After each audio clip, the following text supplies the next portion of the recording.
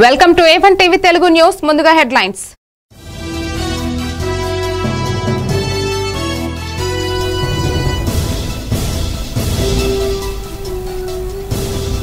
ఎల్లకాలం మీ ప్రభుత్వమే ఉండదన్న వైసీపీ, మా ప్రభుత్వం వచ్చాక వడ్డీతో సహా చెల్లిస్తామన్న జగన్.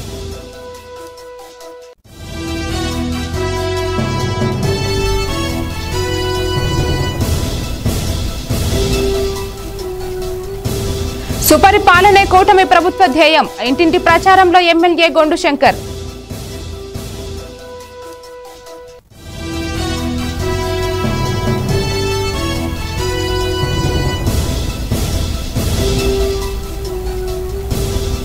సమస్యలను పరిష్కరించాలన్న ఎస్ఎఫ్ఐ కలెక్టరేట్ వద్ద విద్యార్థుల ఆందోళన.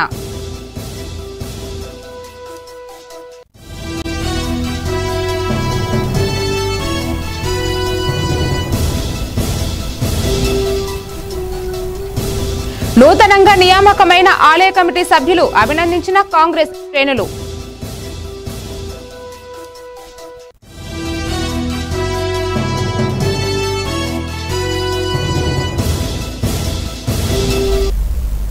డీటెయిల్స్ చూద్దాం. కూటమి ప్రభుత్వ పాలనలో ఏం జరుగుతోంది అన్నది ఏపీ సీఎం చంద్రబాబు తనను తాను ప్రశ్నించుకోవాలి అని వైఎస్ఆర్సీపీ అధినేత వైఎస్ జగన్ అన్నారు. మాజీ ఎమ్మెల్యేలపై దాడులు చేయడం ఏంటి, ప్రజాప్రతినిధులకు పోలీసులు గన్ను చూపించి బెదిరిస్తారా అంటూ ఆగ్రహాన్ని వ్యక్తం చేశారు. ఎల్లకాలం మీ ప్రభుత్వమే ఉండదు, మా ప్రభుత్వం వచ్చాక వడ్డీతో సహా చెల్లిస్తామంటూ హెచ్చరించారు. మీ పరిస్థితి ఏమిటి అని చెప్పి నేను అడుగుతా ఉన్నా తెలుగుదేశం పార్టీని. చంద్రబాబు నాయుడు గారు వేసిన విత్తనం, తప్పుడు విత్తనం చెట్టు అవుతుంది. తప్పుడు సాంప్రదాయం గన మానకపోతే ఎవరి చేతుల్లోనూ ఉండదు వ్యవస్థ.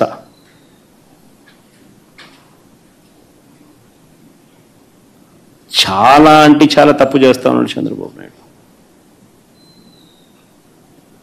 ఈరోజు దెబ్బ తగిలిన ప్రతి ఒక్కడు రేపొద్దున ఇదే కొనసాగిస్తే మా ప్రభుత్వం అధికారంలోకి వచ్చిన తర్వాత చంద్రబాబు నాయుడు పరిస్థితి ఏమిటి, తెలుగుదేశం పార్టీ పరిస్థితి ఏమిటి? ఎల్లకాలం ఇవే రోజులు ఉండవు. ఈరోజు పైన మీరున్నారు, మళ్ళా 4 ఏళ్లకు 3 ఏళ్లకు కిందికి మీరు వస్తారు, మేము పైకి పోతాం.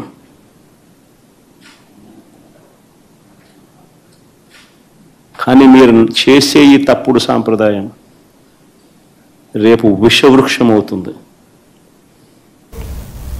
సుపరిపాలనే కూటమి ప్రభుత్వ ధ్యేయమని శ్రీకాకుళం ఎమ్మెల్యే గొండు శంకర్ అన్నారు. సుపరిపాలన తొలి అడుగు కార్యక్రమంలో భాగంగా శ్రీకాకుళం నగర కార్పొరేషన్ పరిధి హైతీ నగరం 43, 44, 45 వార్డులలో ప్రతి ఇంటికి వెళ్లి సమస్యలను అడిగి తెలుసుకున్నారు. ఈ సందర్భంగా ఆయన మాట్లాడుతూ అధికారం చేపట్టిన ఏడాదిలోనే ఎన్నికల ముందు ఇచ్చిన హామీలలో అధిక శాతం అమలు చేసిన ఘనత కూటమి ప్రభుత్వానిదేనన్నారు. ఈ కార్యక్రమంలో నగర టీడీపీ అధ్యక్ష బృందం, హైతీ నగర్ వార్డు ఇన్ఛార్జీలు, బూత్ ఇన్ఛార్జి నాయకులు, మహిళా నాయకులు, కార్యకర్తలు, స్థానిక ప్రజలు పాల్గొన్నారు. అదే కాకుండా ఇక్కడ మౌలిక వసతులు ఏదైతే నీలం కాలనీలో డ్రైనేజ్ విషయం ఇవన్నీ చాలా ప్రాబ్లమ్స్ ఉన్నాయి. వీటన్నిటిపైన ఇప్పుడే కమిషనర్ గారి దృష్టికి తీసుకెళ్లాను. తప్పకుండా దీనిపైన వీలైనంత తొందరగా యాక్షన్ తీసుకొని ప్రజలకి సౌకర్యవంతంగా ఉండే విధంగా నేను పూర్తి బాధ్యత తీసుకుంటానని సందర్భంగా తెలియజేసుకుంటూ ఈరోజు ఈ కార్యక్రమంలో పాల్గొన్నటువంటి నగర తెలుగుదేశం పార్టీ అధ్యక్షులు వెంకటేష్ గారు, అలాగే ఈ డివిజన్ ఇన్ఛార్జ్ మధు గారు, అలాగే సుశీలమ్మ గారు, ఇంకో డివిజన్ ఇన్ఛార్జ్ సుశీలమ్మ గారు, అలాగే ఈ ఏరియా పెద్దలు, సీనియర్ నాయకులు రమేష్ రాజు గారు, అలాగే ఇంకో డివిజన్ ఇన్ఛార్జ్ నాగేంద్ర యాదవ్ గారు, అలాగే గాంధీ గారు, రాహుల్ గాంధీ గారు, మన సంతోష్ గారు, అంజిబాబు గారు, అలాగే ఇతర పెద్దలు అందరూ కూడా, భాస్కర్ గారు, మన వెంకన్న యాదవ్ గారు,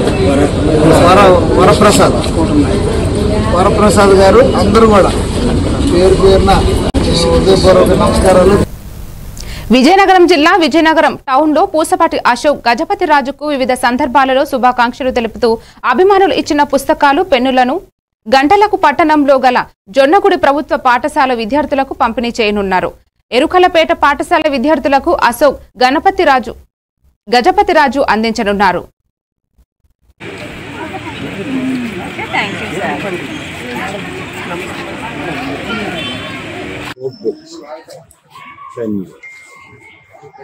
ఇది కొన్ని సంవత్సరాల నుంచి మనం అలవాటు చేస్తున్నాం.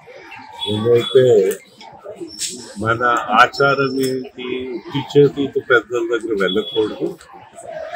అయితే పువ్వులు ఇస్తే దానికి ఆ రోజు సరే, పండ్లు ఇస్తే నువ్వు ఎన్ని పండ్లు తినగలుగుతావు, ఒకటో రెండో.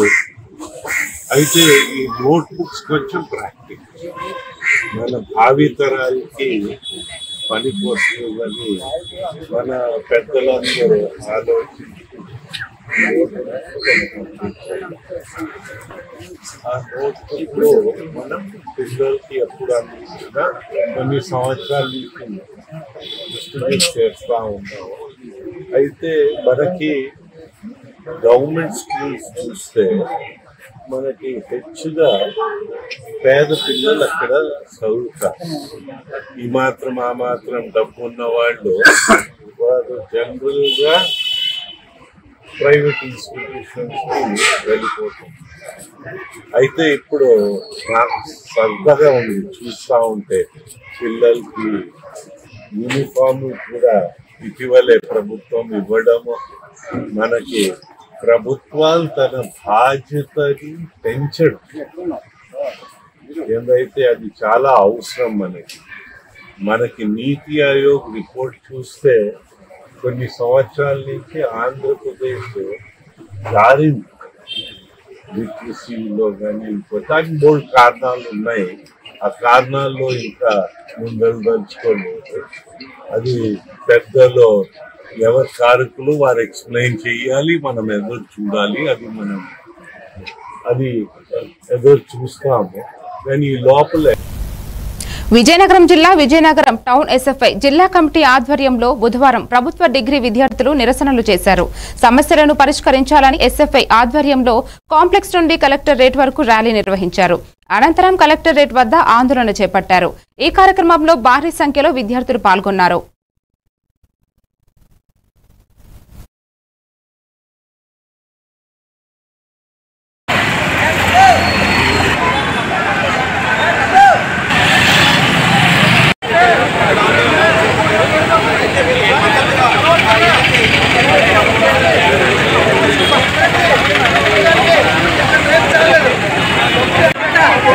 ఎస్ఎఫ్ఐ రాష్ట్ర కార్యదర్శి ఈరోజు రాష్ట్ర వ్యాప్తంగా జీవో నెంబర్ 77 రద్దు చేసి ఫీజు రీయింబర్స్మెంట్ అందరికీ ఇవ్వాలని, అదేవిధంగా పెండింగ్లో ఉన్నటువంటి 6,400 కోట్ల రూపాయల ఫీజు రీయింబర్స్మెంట్ విడుదల చేయాలని, డిగ్రీ అడ్మిషన్ ఆఫ్లైన్ పద్ధతిలో వెంటనే ప్రారంభించాలని ఈ డిమాండ్స్లో గత 3 రోజుల నుంచి రాష్ట్ర వ్యాప్తంగా ఎస్ఎఫ్ఐ ఆధ్వర్యంలో నిరసన కార్యక్రమాలకు ఎస్ఎఫ్ఐ జరపడం జరుగుతూ ఉంది. ఈరోజు విజయనగరం కలెక్టరేట్ వద్ద కూడా ఆందోళన చేపట్టడం జరుగుతూ ఉంది.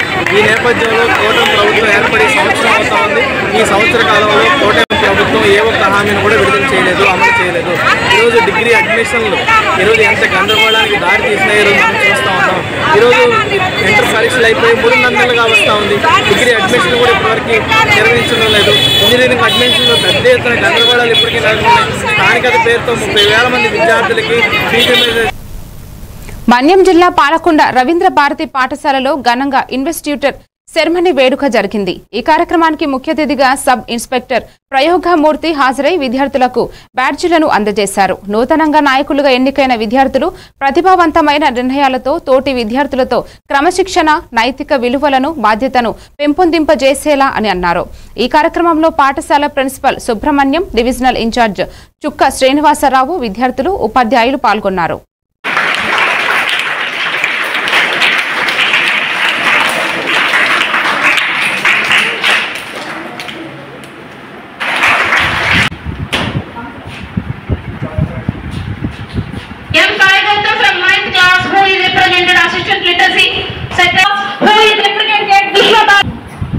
ఏదైనా సిచ్యువేషన్ ఫేస్ చేయాలన్నా లేదనుకుంటే ఏదైనా ఇష్యూలో ఒక లీడర్గా యాక్ట్ చేయాలన్నా సరే వాళ్ళకి అటువంటి క్వాలిటీస్ అనేవి చాలా మందికి ఉండవు. అంటే అడ్మినిస్ట్రేషన్ పాయింట్ ఆఫ్ వ్యూకి వచ్చేటప్పటికి ఒక 10 మందికి ఒక లీడర్ నుంచి లీడ్ చేయమంటే లీడ్ చేయలేకపోవచ్చు. తెలివితేటలు ఉండవు, అపార మంది తెలివితేటలు ఉంటాయి చాలా మందికి. సో చిన్నప్పటి నుంచే ఈ విధంగా డెసిగ్నేట్ చేసి పిల్లల్ని ఒక మంచి లీడర్స్గా తీర్చిదిద్దడానికి మన రవీంద్ర భారతి ఇనిషియేటివ్స్ చేస్తున్న కృషికి నా తరఫున పోలీస్ డిపార్ట్మెంట్ తరఫున కూడా ధన్యవాదాలు తెలియజేసుకుంటున్నాను. నాకు ఈ అవకాశం ఇచ్చినందుకు thank you sir.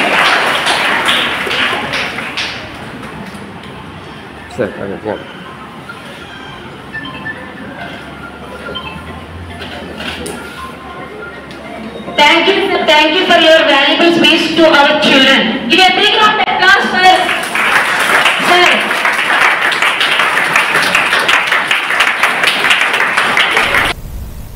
Srikakulam town Ravindra Bharati పాఠశాలలో ఘనంగా ఇన్వెస్టిట్యూటర్ సెరమనీ వేడుక జరిగింది. ఈ కార్యక్రమంలో రవీంద్ర భారతి విద్యా సంస్థల చైర్మన్ ఎంఎస్ మణి విద్యార్థి నాయకులకు చిత్తశుద్ధి, అంకితభావం, శ్రేష్టత, నిబద్ధత వంటి ఉత్తమ లక్షణాలు కలిగి ఉండాలని తెలియజేస్తూ శుభాకాంక్షలు తెలిపారు.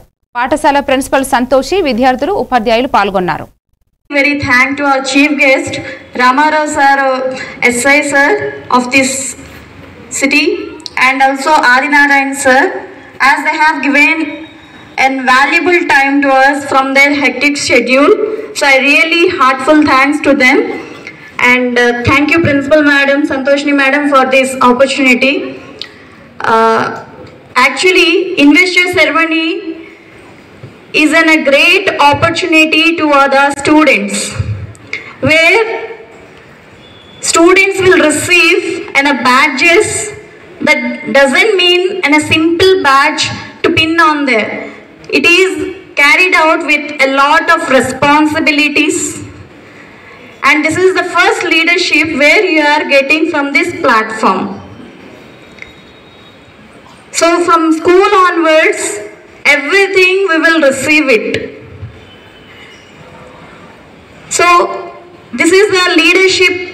We are forming you and we are molding you how the leader should be formed, and your teachers have nominated you as a leader. So in your future maybe you will. ఈ రోజు నాకు ఇక్కడ chief గెస్ట్గా ఇక్కడికి invite చేయడానికి నేను ఎంతో అదృష్టవంతున్నా. మరి ఈ రవీంద్ర భారతి ప్రిన్సిపల్ గారికి అలాగే స్టాఫ్ అందరికీ కూడా నా అభినందనలు. అదే పిల్లలందరూ కూడా ఇక్కడ నియర్ మోస్ట్ 200 మెంబర్స్ ఉంటారని చెప్పారు మేడం గారు. చాలా సంతోషం. మరి ఇదంతా ఇక్కడ ఈ స్కూల్ డెవలప్ అవ్వాలంటే టీచర్స్ తాలూకు పాత్ర చాలా బాగా ఉంటుంది.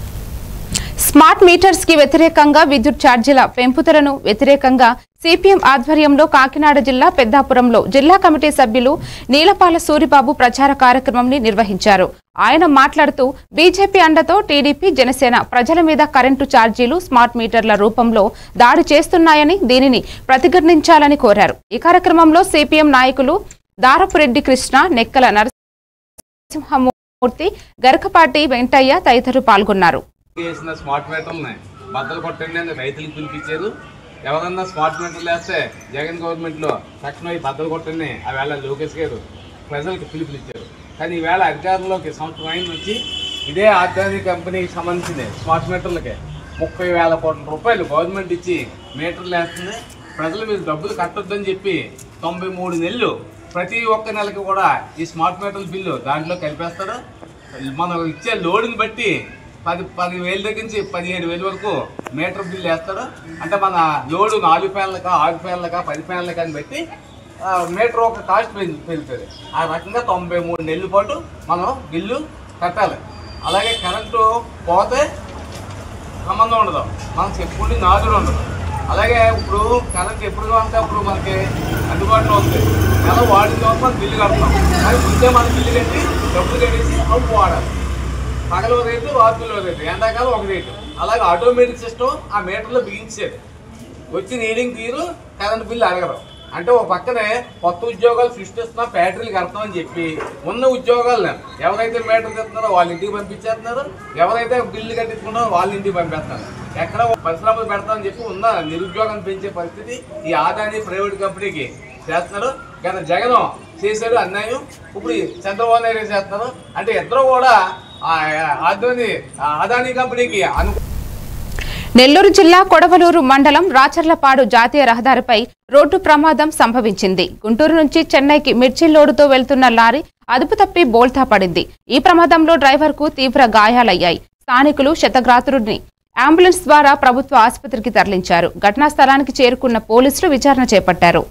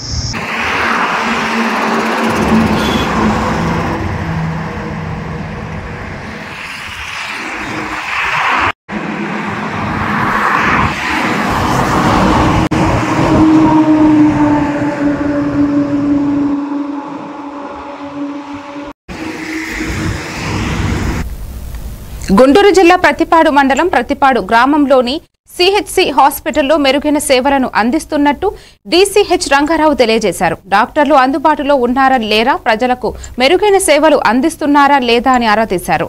ప్రజలందరూ ఈ అవకాశాన్ని సద్వినియోగపరుచుకోవాలని డీసీహెచ్ బివి రంగారావు తెలియజేశారు. ఈ కార్యక్రమంలో hospital management committee member Podakala Subrahmanyam, doctors, hospital సిబ్బంది తదితరులు పాల్గొన్నారు.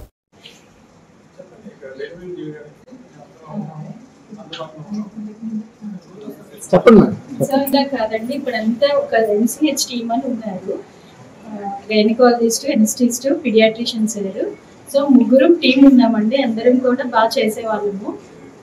సో సిజేరియన్ సెక్షన్స్ కూడా చేస్తున్నాం. లాస్ట్ ఇయర్ డిసెంబర్ నుంచి స్టార్ట్ చేసాం ఫస్ట్ కేసు. అప్పటి నుంచి ఇక్కడైతే అందరికీ కౌన్సిల్ చేస్తున్నాం, కానీ అందరూ కూడా విల్లింగ్ అవ్వట్లేదు. సో మీ ద్వారా ఏంటి అంటే ఇంకా ఎక్కువ మీడియా అంటే ప్రజల్లోకి వెళ్ళి ఇంకా ఎక్కువ కేసులు వచ్చేలాగా ట్రై చేస్తే, అంటే గుంటూరు వెళ్ళి ఇబ్బంది పడడం అంతా కాకుండా ఇక్కడే వాళ్ళకి దగ్గరలో యాక్సెసిబుల్ గా అన్ని చేయడానికి రెడీ ఉన్నాము. సార్ కొత్త డీసీహెచ్ సార్ వచ్చినప్పటి నుంచి సార్ సహకారం చాలా సపోర్ట్ చేస్తారు మాకు. అంటే మీకు ఏమొచ్చినా కూడా మేము సపోర్ట్ చేస్తాము అన్న ధైర్యం ఇవ్వడం వల్ల మేము ఎలాంటి కేసు అయినా ఇక్కడ చేయడానికి రెడీ అయి ఉన్నాము. సో ఏం కేసెస్ ఉన్నా కూడా అన్ని ఇక్కడికి తీసుకురండి. అన్ని సిజేరియన్ అయితే నార్మల్ అయినా సిజేరియన్ అయినా ఏదైనా చేయడానికి రెడీ ఉన్నాము. నా పేరు doctor BV Rangarao, DCHS Guntur. నేను 3 months బ్యాక్ ఇక్కడ ఛార్జ్ తీసుకున్నాను. తర్వాత ఫస్ట్ రోజు నేను వెళ్ళాను, హాస్పిటల్ చూశాను. మళ్ళీ ఇప్పుడు ఇవాళ మన డాక్టర్స్, గైనకాలజిస్ట్ డాక్టర్స్ ఇక్కడ ఆపరేషన్ చేస్తున్నాము అని చెప్పడం జరిగింది. అందువల్ల నేను వెంటనే అది రియలా కాదా తెలుసుకుందామని చెప్పేసి సర్ప్రైజ్గా వచ్చాను. వచ్చిన తర్వాత మీకు మీడియా మిత్రులందరికీ ఇన్వైట్ చేయమని చెప్పాను. ఎందుకంటే ఇక్కడ ఉన్న విషయాలన్నీ కూడా చర్చించి తెలుసుకోవాలని చెప్పేసి ఉద్దేశంతో ఈ సమావేశాన్ని ఏర్పాటు చేయడం జరిగింది. నేను వచ్చిన తర్వాత మొత్తం న్యూ బిల్డింగ్ మొత్తం తిరిగానండి. దాదాపు 90% వర్క్ అయిపోయి ఉంది. అది చిన్న చిన్న ప్రాబ్లమ్స్, లీకేజ్ ప్రాబ్లమ్స్ ఉన్నాయన్నారు. నేను ఆల్రెడీ ఏపీఎంఐసిడిసి గారి దృష్టికి తీసుకెళ్ళడం జరిగింది. అలాగే మన హానరబుల్ ఎమ్మెల్యే గారు, చైర్మన్ హెచ్డిఎస్ వాళ్ళు కూడా మన హానరబుల్ ఎల్కమేష్ గారి దృష్టికి కూడా తీసుకెళ్లారు. విత్ ఇన్ మాక్సిమం 3 months లోపల కంప్లీట్ గా బిల్డింగ్ హ్యాండ్ ఓవర్ చేస్తామని చెప్తున్నారు. తర్వాత వచ్చేసి ఆ బిల్డింగ్ పూర్తయితే నెల్లూరు జిల్లా ముత్తుకూరు మండలం పిడతపోలూరు పంచాయతీ వడ్డపాలెంలో ఇరు వర్గాల ఘర్షణ పడ్డారు. ఓ వర్గం వారు మరో వర్గం వారి ఇళ్లలోకి చొరబడి ఫర్నిచర్, వాహనాలు ధ్వంసం చేశారు. పలువురికి తీవ్ర గాయాలయ్యాయి. దీంతో ఆ గ్రామంలో ఉద్రిక్త వాతావరణం నెలకొంది. సమాచారం అందుకున్న పోలీసులు ఘటనా స్థలానికి చేరుకుని పరిస్థితిని అదుపులోకి తీసుకువచ్చారు. కాగా ఇరు వర్గాల ఘర్షణకు గల పూర్తి కారణాలు తెలియాల్సి ఉంది.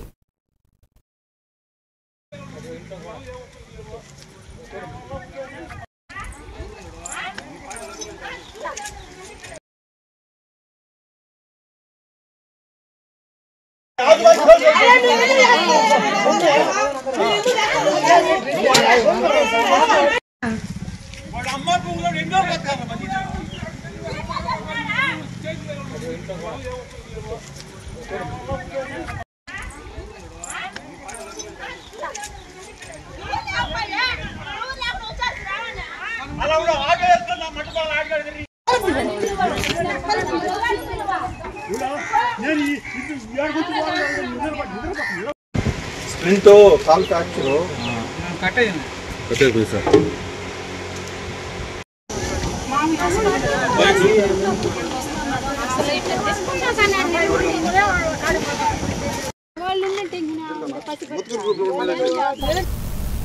శ్రీకాకుళం జిల్లా బోర్జ మండలంలోని ఒనిగడ్డ కాలువ మరమ్మతులు పూర్తి చేశారు. ఆంధ్రప్రదేశ్ మార్క్ఫెడ్ డైరెక్టర్ ఆనెప్పు రామకృష్ణారెడ్డి, మాజీ ఎమ్మెల్సీ పేరుకట్ల విశ్వప్రసాద్ కలిసి సంయుక్తంగా నీటిని విడుదల చేశారు. ఈ కార్యక్రమంలో Onigadda chairman Kadagala Krishna, vice chairman Devada Shantamma, AE Dalayya, IG Kumar, PACS అధ్యక్షులు బగాది శ్రీరామమూర్తి తదితరులు పాల్గొన్నారు.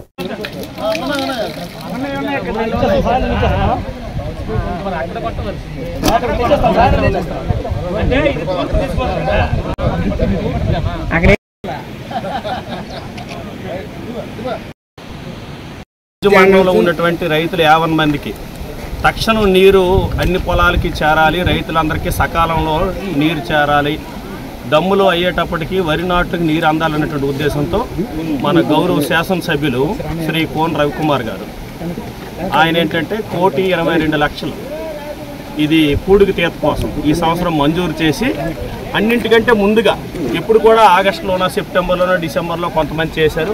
గడిచిన 5 సంవత్సరాలు అయితే ఆ పనులే లేవు.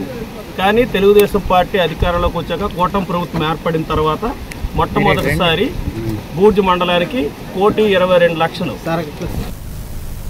రామాయంపేట మహంకాళి దేవాలయ అభివృద్ధి కోసం స్థానిక ఎమ్మెల్యే మైనంపల్లి రోహిత్ సహకారంతో నిధులు తీసుకురావడం జరుగుతుందని టీపీసీసీ సభ్యులు సుప్రభాతారావు అన్నారు. నూతనంగా నియామకమైన ఆలయ కమిటీ సభ్యులను అభినందించారు. ఈ నెల 18వ తేదీ నుండి నిర్వహించే ఆషాఢ మాస ఉత్సవాలు, ఆలయ వార్షికోత్సవ ఉత్సవాలను ఘనంగా నిర్వహించేందుకు ప్రతి ఒక్కరూ సహకరించాలన్నారు. ఈ కార్యక్రమంలో మున్సిపల్ మాజీ కౌన్సిలర్లు దేమే యాదగిరి, సుందర్ సింగ్, చిలుక గంగాధర్, అల్లాడి వెంకటేష్, చింతల స్వామి, బాలు, పోచమల అశ్విని, శ్రీనివాస్, దామోదర్, కాంగ్రెస్ నాయకులు, కార్యకర్తలు పాల్గొన్నారు.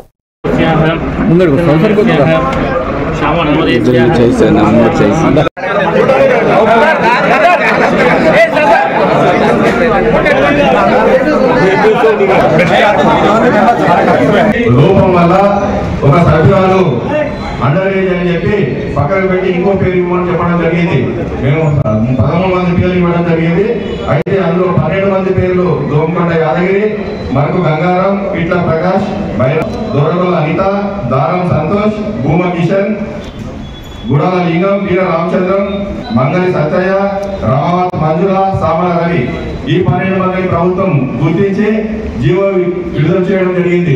ఒక సభ్యురాలు సౌమ్య అండర్ ఏజ్ చెప్పి ఇవ్వడం జరిగింది.